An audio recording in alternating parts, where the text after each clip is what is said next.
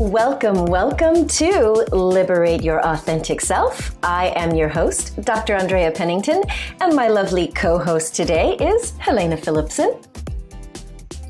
Hi. And the reason she is co-hosting today is because this is a momentous celebratory event day. Dun da da da.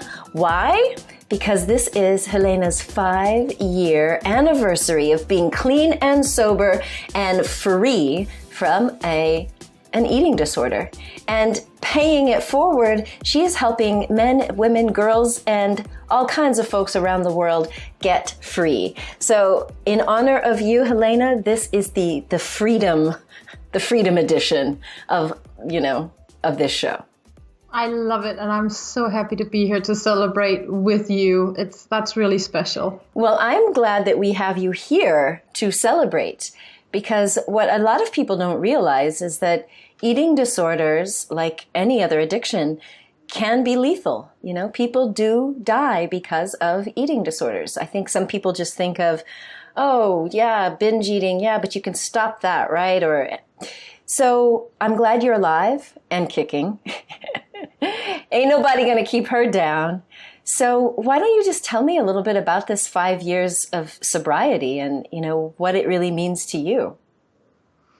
The funny thing is that I actually only realized a couple of hours ago that it was today. I thought about it 3 months ago, 2 months ago, a month ago, when I was sort of thinking, is there a 12-step meeting I want to go to, to get my special coin to celebrate? Does that fit with my plans and on all these thoughts? And then I guess I just, got on with business and clients and, putting my message out there. And then suddenly today I'm like, oh, it's today. And then when I stopped for a second and really started going into it, I was like, whoa, okay, hold on. It's today. Wow. It's 5 years. And I get goosebumps just sharing it with you now. Like 5 years today of me basically, as to the point you just said, deciding that I was heading towards death instead of towards life. And enough was enough. It had just cost me enough. I just simply couldn't go on living like that. And it's a truly magical feeling. So it is. Well, I'm glad that you're acknowledging it, and I'm grateful that we're doing this episode today, because 5 years is a big deal. And the reason I want to sort of highlight it is, as you know, I am working on sharing messages like yours with the world, on the radio, on TV, on stages, in books, because I want people to know that there is a happy life on the other side of whatever trauma, drama situation you're going through. Like, people need to know that you can forget it. You can forget, oh, is this my anniversary date? Didn't even realize it, because you're so busy living a fabulous out loud life. And that's why I want you to be able to explain to people that when you're going through whatever that thing is, whether it's addiction, I know we're going to talk about codependency, because a lot of your work, you shed light on that as well. The relationship drama, the stuff that we experience in our past, many of us carry it, myself included for a while. We carry these feelings and these beliefs that maybe we're always going to be like this, that we're always going to be working our recovery and never actually getting to the point where we feel good enough to just live. Yeah, and I apologize if you heard the ringing in the background of my settings. It must be, it's the bells of The bells joy. of Helene. Yay! It's the bells of joy ringing in my honor. Actually, it's an ice cream truck that I, in my previous life, would have run out to, even though it is today -7 degrees in Copenhagen. It's freezing cold, but only the Danes will still buy ice cream on a winter day. So what does that tell you? Speaking of, I think it can be so difficult to hope or believe, have courage that there is a different life for you when you are really in the midst of it, when it is really dark, and when all you can feel and see is how many times you've failed, how difficult it is, how impossible it seems to step out of it. I want to say it's almost impossible to believe that it could ever be in any other way. And especially if it goes on for years and years and years of your life, which it just tends to do, doesn't it? So that is why I share my story. That is why I speak with you, as often as I can and put it out there, is because I know now from my clients that when they hear my story, they get that glimpse of hope that allows them to find some courage to explore, could there be another way for me too? Yeah. If she could do it, maybe I could do it too. Yeah. Well, let's talk about some of the things that keep people stuck. You and I were talking recently about triggers. Like there are certain relationships that will trigger us, certain environments that will trigger us. Let's talk about triggers, and what are some of the other things that keep people trapped, feeling like they can't break free from whatever that situation is, whether it's a toxic relationship or it's their own relationship with food or drugs or sex or shopping. Some of it, a lot of it, I want to say, is our own mind more than anything else. It's our beliefs. It is what we believe to be true. And then it is that we come to practice that, right? And we get good at what we practice. Right. Ask anybody who's really good at anything. And a lot of us are really good at something that is maybe not very sustainable or self-loving for our lives. So what we practice, we get good at. So this also becomes a very sort of like habitual way of living your life because you practice it every day. So your belief system is like the underlying current of everything else, right? If you come from a place where you don't believe that you're lovable, where you don't believe you're good enough, where you don't believe you can succeed, or where maybe you're driven by so much shame, you're so shame driven in your life, then it almost becomes impossible to do anything else before you've put your fingers into that and started remodeling like that foundation, that base, that like core source, that source within yourself, right? So how do we start then? How would you recommend a person start looking at whatever mindset or beliefs could be the source of the stickiness of that trap? It's going to sound really, really simple. And I also know that most people who've tried know that it isn't simple, but it's essential. And it is the willingness to be honest, right? Willingness to look at what actually is. I have all these dreams. I have all these hopes. I have all these plans. I got to lose this weight. I got to ditch this dysfunctional boyfriend. I want to do this with my career. I want to, all these dreams, plans, whatever. But looking at what is. What is my life right now? What is reality? How is it? What choices have I made?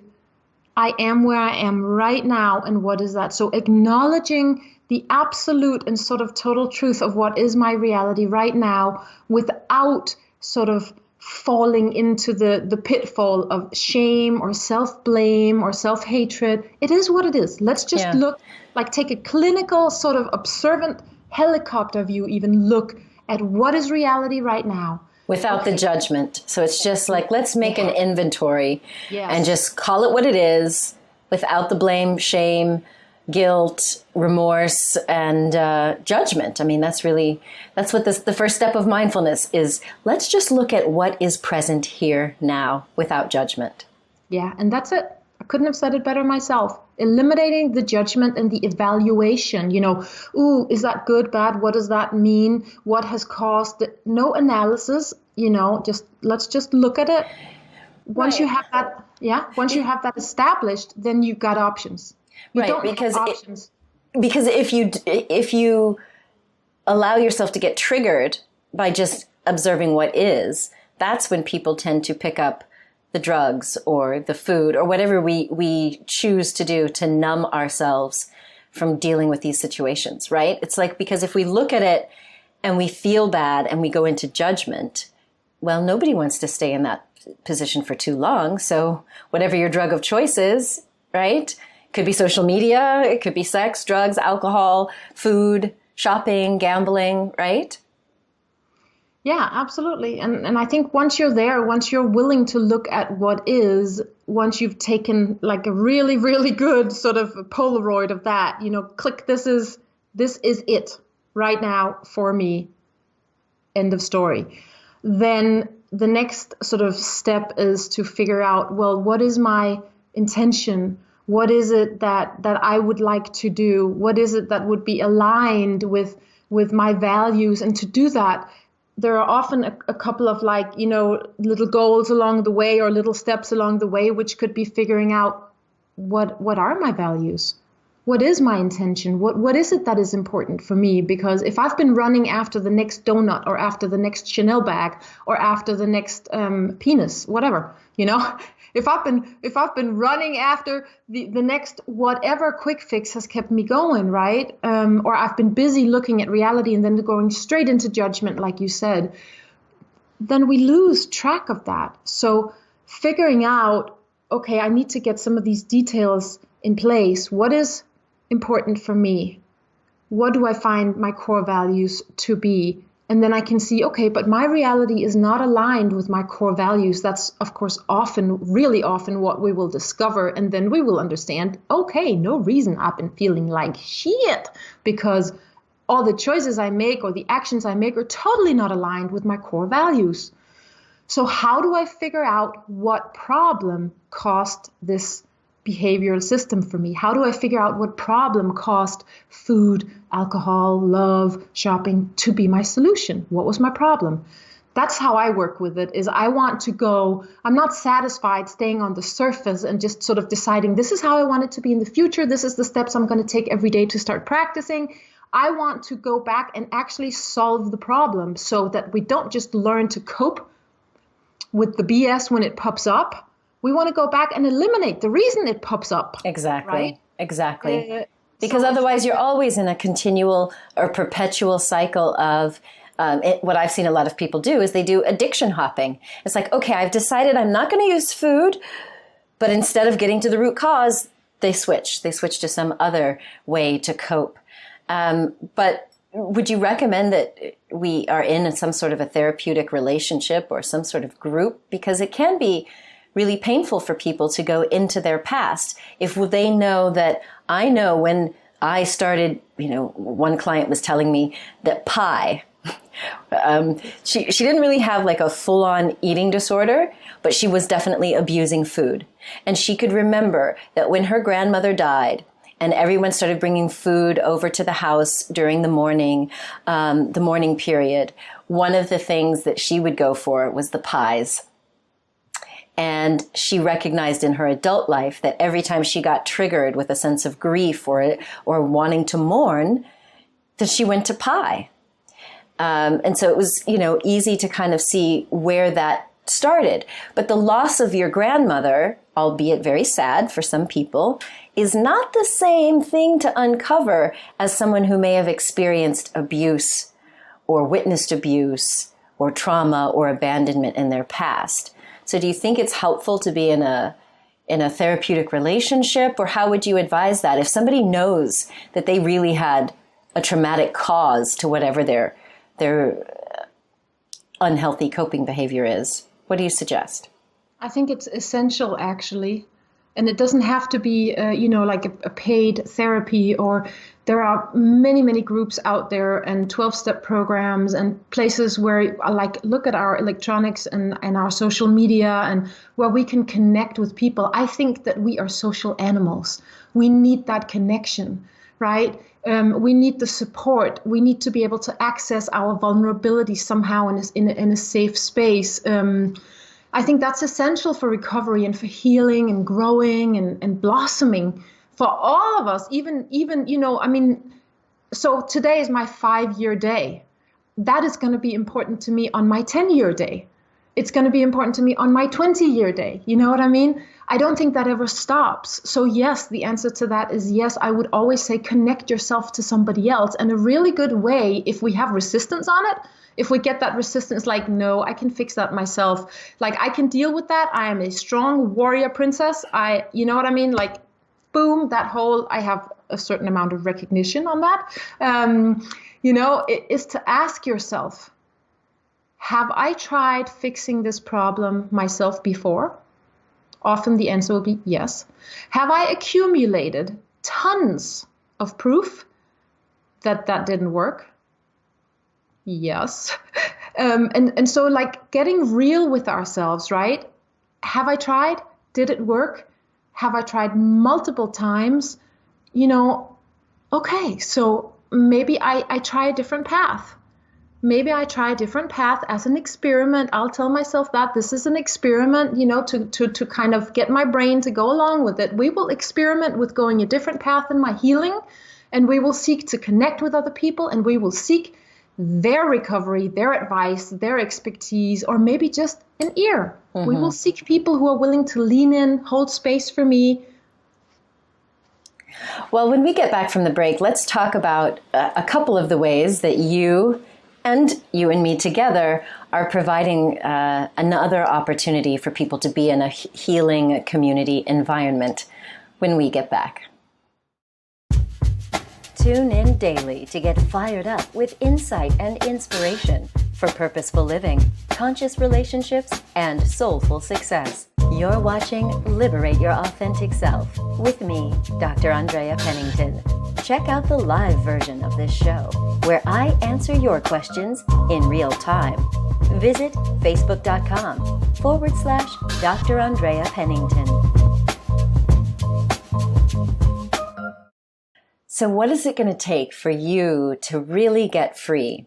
Free from maybe destructive behaviors, a toxic relationship, or just the unhealthy and unhelpful thoughts that are in your mind? Well, my co-host today is Helene Philipsen. She is celebrating 5 years of freedom from her eating disorder. And Helene, before the break, we were talking about the idea of really being in community, being in a relationship, a therapeutic relationship, whether that's in a group or with a therapist or a friend. One of the things that I have found within the recovery community is being able to not only unload all of our problems, but also to be in a supportive, encouraging environment where we lift each other up, which is why I'm so grateful that we get to celebrate your five years of being clean and sober today. So talk to me about Food Freedom Days. Like, you're wearing the t-shirt. I wish I had mine. So what is the vision really for giving people this opportunity to come and meet with you, or me too? I'm hoping to host one here in Monaco. Talk to me about your vision for the Food Freedom Days.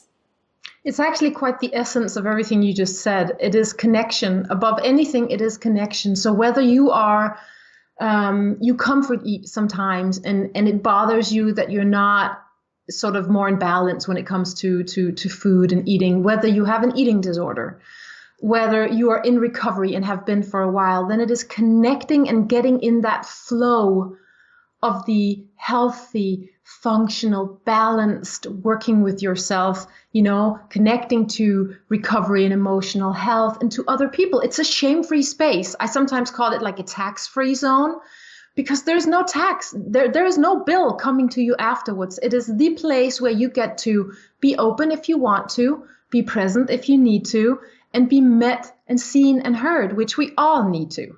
So it's about connecting and celebrating, but are there workshop components to it? So will people be able to tap into other experts in addition to, the sort of camaraderie? The way I've set it up is so that we meet, we connect, and we bond, right? We get a feeling for each other, and it feels like a safe space for people there. I think that's super important when it comes to this theme, whether it's just a tiny bit in your life or full blown, right? And then I have these specially developed exercises that I work with in my business, which sort of takes us through, well, what is my story? How do I free myself? What is my path to freedom when it comes to, comfort eating or emotional eating? And then we work through those exercises. We do some teaching, go into groups, come back together. Then there is an element of breath works and meditation. So it also has, for me, that the joy that brings and the connection that brings. Basically, what I asked myself was, okay, what is that workshop that I have been dying to go to my whole life, right? What is that workshop that I want to go to, where I get my green or my pink smoothie, where I get to connect with people who get me, where I don't have to carry my shame when I talk about food taking up too much space in me. And I was like, Food Freedom Days, that's the workshop. Exactly. I so got it and love the concept. I love that it is a sense of celebration as well. It's a sense of being able to imagine, like you said in our first segment, like we have to start getting a vision of what would life be like if I were really free from the drama, trauma, addiction, relationship stuff that I've been carrying. And so being able, I think that what we need, we humans, is we learn something, whether that's through a book, with a therapist, or we go to a workshop. But I really feel like we need to experience and practice. And I think the practice of being able to come together in a shame-free zone, like you're talking about, to really experience what it's like to say, wow, I'm moving forward in my recovery, and I'm connecting with people, and I feel really good. And I think that's so vital, because sometimes in our own home environment, or if we haven't told our coworkers what we're going through, you're still kind of in secrecy. And I think that, when you're in that secretive, I've got to hide, I can't tell people, I just find that energy, we use too much energy to hide and to keep secrets. So I love the idea of being able to just say, okay, this is a Food Freedom Day. I'm going to come, I'm going to celebrate, I'm going to connect, I'm going to learn, and I'm going to experience what life is like living free. And actually, my experience is that there's another component to it as well, which kind of ties into what you just mentioned as well, which is that I myself have been tired of myself before, going to workshops, going to speeches, going to events, and listening and having that sensation like, wow, I just got some really cool realizations. I just got smarter. Like I had a huge mega insight. And if you ask me a month later, what was it? I'll be like, huh? What? Yeah. Yeah. And I was like, okay, so this has got nothing to do with me. That's just how we as humans work. So for me, it was also essential to build that into it. And this is where the important part comes, if you ask me, is that, okay, so one thing is that we get to actually work the method, right? My method, we get to work it together, whether it is tiny bit or a heavy bit, like whatever, we get to work it. But when you work that in a connection with other people, that's when the flow really, really starts. So that when you actually walk out the door and go home, not only are you now part of a tribe, but you've taken so many steps onto your own path that's what keeps people going. That's what that keeps the change and all that stuff happening. And that, that's what I want. That's my goal, is for people to go out and free themselves, or start creating that life where their relationship with food and eating and weight in their bodies is different. I love it. Yes, yes, yes. Which leads me into another topic near and dear to both of our hearts, and that is the real self-love movement. So I want to thank you once again for agreeing to come on as a real self-love leader. You've been very instrumental in the languaging and the formation of this vision. But that's the vision that I had for the real self-love movement when it started to kind of percolate in my consciousness, was exactly what you described. We can go to a workshop and get so hyped up that I'm like, yeah, I'm going to do this. I learned some new little tricks and mindset tips. And then a week goes by, a month goes by, and we lose that sense of excitement and anticipation and maybe even belief. And so what I recognized with a lot of my clients over the years is that we need a way to keep touching back into the material, practicing the material, and having an accountability partner. I used to shy away from the idea of, being someone's therapist, because I like novelty too much. I'm like, don't come here with the same old problems, girl. You need to get on. We already talked about that. But I recognize that we do need like an accountability partner, someone to check in with. And so with the Real Self-Love movement, you'll be able to hear Helene come and teach modules on, for example, a masterclass on food, and emotional eating, but as well, codependency. Like, how many of us have grown up in a dysfunctional family where there's either some narcissism, there's some codependent, there's all kinds of stuff. And so I hate to say you're an expert on it, but Okay, she's an expert on it, so she'll teach masterclasses on that. I'll be taking people, through the content in my book, I Love You Me, having all of these different real self-love leaders who will teach these masterclasses. But then we get together. We get together in person. So whether you come to a Food Freedom Day in any one of the countries that we're teaching it, or the Real Self-Love Days, where you get to come and feel this experience of not being judged, of being accepted, of being seen for who you are at a soul level without all of the, analysis. And so thank you for all of your support and encouragement. Some of it, anyway, that's all I'll say about that. Thank you. I thank you for that. So what do you think, of you being a leader in this real self-love movement? What made you say yes?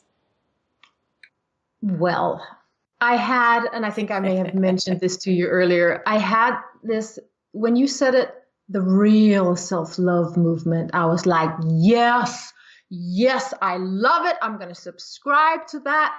Because there's something about it, right? The way you said it, real self, real love, real self-love. And I just thought, but that's it. There was something missing in some of the other stuff. Not that there's anything wrong with that at all. That's not what I'm saying, but there was just a component missing for me.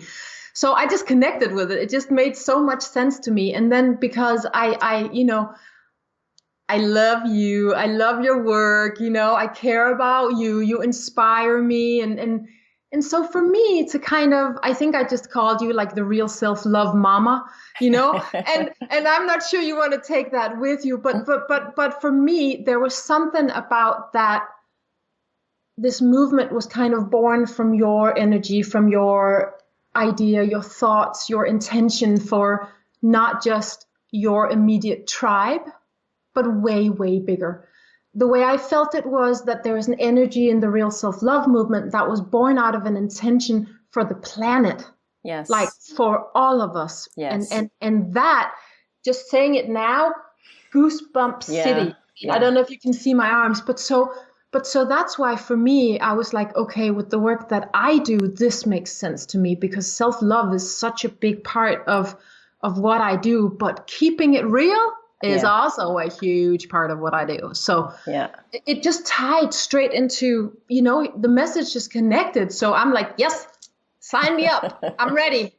I'll hold the flag. I love it. I thank you for that. And I think that it's also, we're getting the support in the rest of the world. So I feel like the rest of the world is, you and I, we hang out in our own little cluster. We're spiritual and a little bit crazy and we're fun and we're entrepreneurs.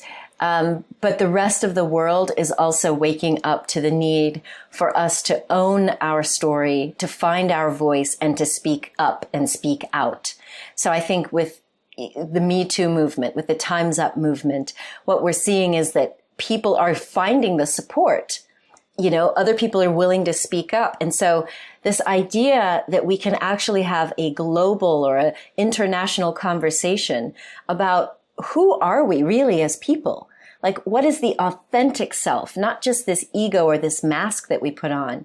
I really do believe that people around the world are waking up spiritually, but they're waking up to the need for us to start questioning. It's like what you were saying before in our first segment, thinking about if I've carried a lot of shame or guilt or unhealthy behaviors or thought patterns, there comes a moment where there's a moment of reckoning where I've got to say, okay, let me just look at what is actually here. And that's what's happening on a global scene with sexism, with racism, with, gender equality in so many different forms, with the LGBT, all of it, right? We're finally being able to say, okay, let's just look at this. What is going on? Look at some of the behaviors. People are dying and committing suicide and attacking. Let's look at how that's affecting human life on the planet. And then we can actually look at how is that affecting Mother Earth herself. So there's this reckoning around the world where we're finally saying, we need to wake up and think about who are we? Are we one human family? Why am I attacking other people? Why am I making people feel like they have to hide who they really are? So I feel like we're getting the support of Mother Nature and this global society around us, that now is the time for us to identify what is the real self and what is real love.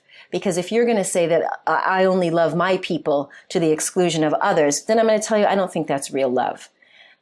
So I think that's another reason why, even though I may not have wanted to be the real self-love mama, whatever we're going to call it, I am willing to lead this movement, because I think now is the time. Now is the time. And I don't want anyone else to go through what I went through, what you went through, right? Like some of what we experienced, we somehow made it through. But now when you feel like everything is against you, right? Like so many of the media messages and the political figures, if you're going through your own drama by yourself, it's easy for you to feel like, God, the world is against me. How am I ever going to make it? And so I feel like having this global conversation, these safe zones where you can come to a Real Self-Love Day, a Food Freedom Day. There'll be other types of themes for these days within the Real Self-Love movement, or just connecting online. We'll have a global meetup where you can come and ask questions or just bathe and breathe in the energy of real love, where we are beaming and sharing love with each other and sending out compassion to people so that they don't have to feel alone. That's what has been inspiring to me. So I know I just went on a total rant. Like you do this to me every time we get together, Helene. I'm thinking, okay, look, Helene, I've got about 20 minutes. You want to just talk real quick? It turns into like an hour and a half. So look, when we get back, I do want to talk through some of the warning signs. We've talked about codependency. I think I'd like to at least lead us back there, so that if someone is feeling like, oh, maybe I'm not going to change, maybe my situation isn't so bad, I think one of the other traps is that trap of feeling like, yeah, my situation sucks, but the fear of the unknown, that's even harder and scarier. So we'll pick it up there when we get back. You're watching Liberate Your Authentic Self with me, Dr. Andrea Pennington. Check me out on Instagram at Dr. Andrea Pennington. And now back to the show. So back after the break, I feel very lucky and honored to be the guest of Dr. Andrea Pennington. I am Helene Philipsen, and you are on Liberate Your Authentic Self. We started this episode by celebrating my 5 years today, clean and sober, as they say, from being an emotional eater, overeater big time. And we have talked about, the theme throughout this talk today has been, how do you break free from these different patterns in your life that may be holding you back? How do you connect with other people? And why is that even important? And how does that tie into real self-love? And is that a global thing or what? And so, Andrea, you ended the last segment by saying that maybe we could talk about what are the different signs. Is there a checklist? Is there some sort of way that I can keep an eye out or look out to check in with myself and see, where am I with all of this? Right? Yes, I think it would be helpful, because in our first segment, you mentioned that you would like for people to just get real and honest with what is so, looking at your past behaviors, being just really open and honest with yourself first and foremost, before you talk to anyone else, just to really look at, okay, what are my patterns here in relationships, or with my own eating, or my spending, my shopping, drugs, alcohol, sex, whatever that thing is. And so I wonder if you do have sort of little things that we can check in and be like, okay, that's a red flag. And after you get past 3 red flags, that's where you got to say, okay, maybe I do need some help here. And what I want to do is I want to keep it general, in the sense that I want to make this usable for everybody, all you guys listening right now or watching. I want to make this something that anybody can implement in their own life, no matter what your addictive pattern may be. And this is where I want to, this is something very important for me I want to share right now, really important for me at least. Most of us have this in our lives, right? Sometimes when we say the word addiction or abuse or eating disorder or emotional eating, listen, most of us have these patterns in our lives. It is so common. It is very normal. And I think that's really important to establish, because in my experience, what happens is you may be sitting there listening or watching, and then you go, but hey, no, that sounds like super messed up. That's not me type of thing, right? But most of us actually have what you call an addictive go-to thing. For some people, it's jogging every day when they come home from work. And if they can't do that, they lose their mind. That's become their pattern. For some people, it's shopping. For some people, it's sex, whatever. So let's keep it general is what I'm thinking, something everybody can use. The first thing I would say is look at your thinking. Is something occupying the majority of your thinking? Are you constantly either thinking or analyzing or going into a certain direction or pattern or topic in your life, be that, your boyfriend or food or work or sports? So like if you can check yourself on your thinking, that gives you a first clue as to whether you're balanced or not. Then I would say check in on your freedom. Do you feel actually free to make different choices in life? Or when you try to do that, do you feel like they come with a huge internal consequence? I had this programming and this intention for myself. I didn't do this. I did this instead. I'm not good enough. Punishment is required. I failed. That type of thinking, right? Do you have freedom?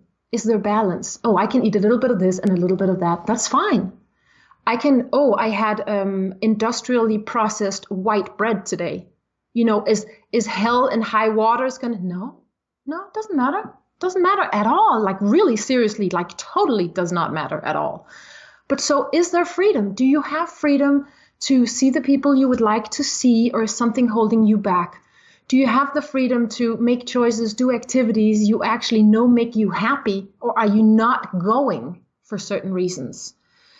Is there a rigidity, the rigidity that sets in our life when we're super programmed, whether it is by working out or food regime or, whatever it may be, work hours or so that's another really good way of checking in, like, okay, where am I at with this in life? And I think the number 3 for me is also a major one. And it is, am I living my life in other people or in myself? And that's where it majorly ties into the real self-love movement, right? Because one of the things I wanted to say before when you had your beautiful little speech going on, which was awesome in the last segment about this movement, right? Is that I see a lot of people wanting to partake in love, wanting to give love, wanting to share love, but having missed out on the first step of love starting with themselves. And so if you are living, this is my point number 3, if you're living your life in other people with their issues, with their problems, you are solving their stuff, you're taking care of their needs, you are looking out for their boundaries. Oh, I don't want to do that because I know he doesn't like that. Or I don't want to do that with my parents because I know how that makes them feel or makes them be or makes them react. And I would like to avoid that. So the being in other people is also a really strong red flag, a big sign, flashing light, whatever you want to call it. Like you need to come home to yourself. You need to bring it back to the home court. Bring it all the way home, which is easier said than done. But it's a really good way of like checking, am I really good at caring for other people? Am I that person who whenever somebody has a problem, I have a solution? Mm-hmm. Right? Am I that person who will solve your stuff for you, who will help you until I have no more like skin on my fingers, but I forget to get my sleep and get my good food or get my exercise, get my rest. I forget to nourish myself and I forget to say stop when people are crossing over my boundaries, So I would say that's like the top 3 for me. That's awesome. That's awesome. I think this time around we need to have the full transcript of this show in the show notes because she's just dropping wisdom, y'all.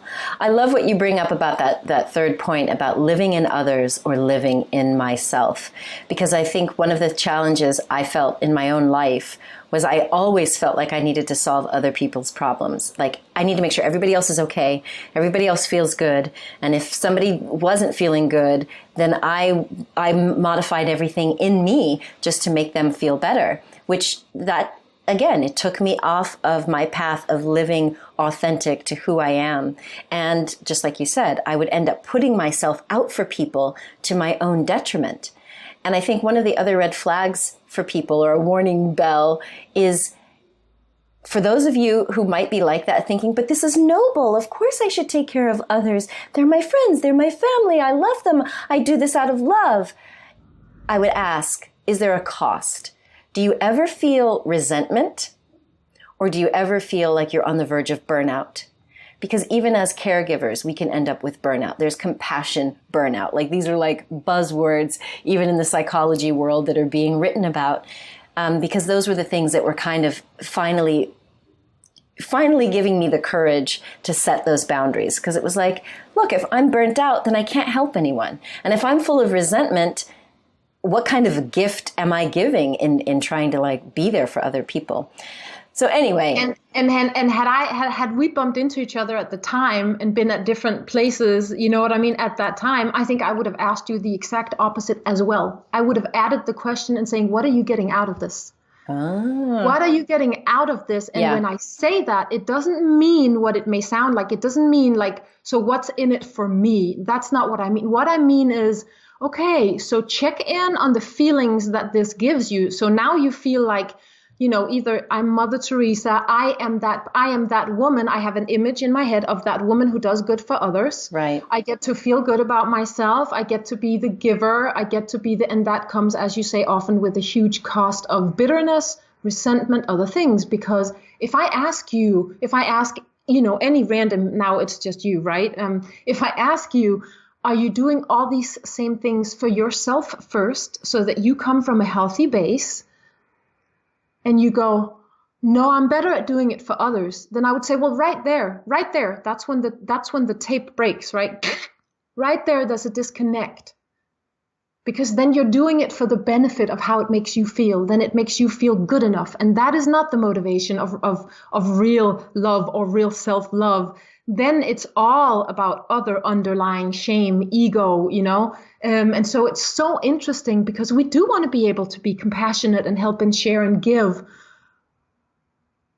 But it would be awesome if it came from a place of real self-love, of real compassion, of real connection, right? Because I want to add one more thing, just one more thing, please. It is, we tend to cross over other people's boundaries when we are on a I'm going to help mission. So I've done that plenty. Yeah. And so what really happens is that sometimes we steal other people's journey. We steal other people's space for growth and development because we're so busy being in there, helping them grow and helping them develop and helping them take charge or responsibility, that we don't give them that space to go on that path by themselves. And that is not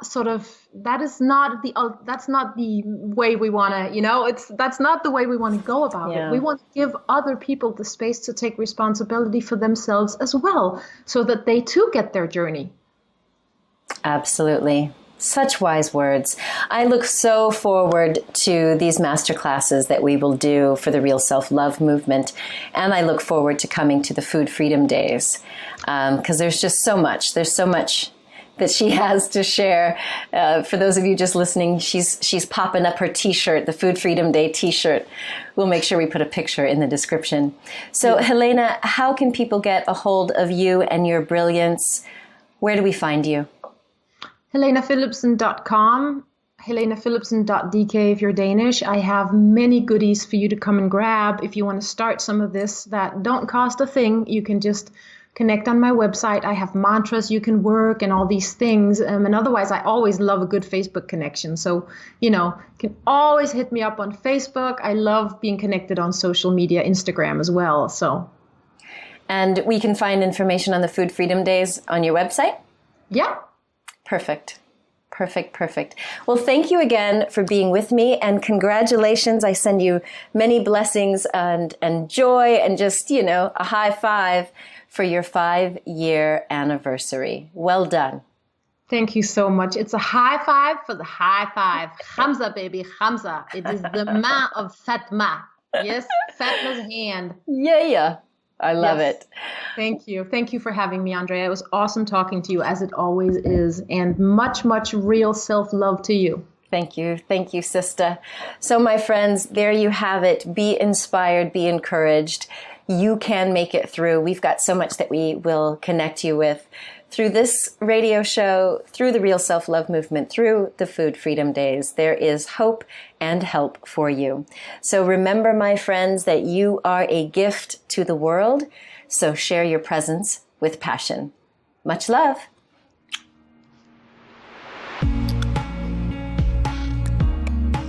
Thanks for tuning in. Be sure to follow me on Twitter @Dr. Andrea.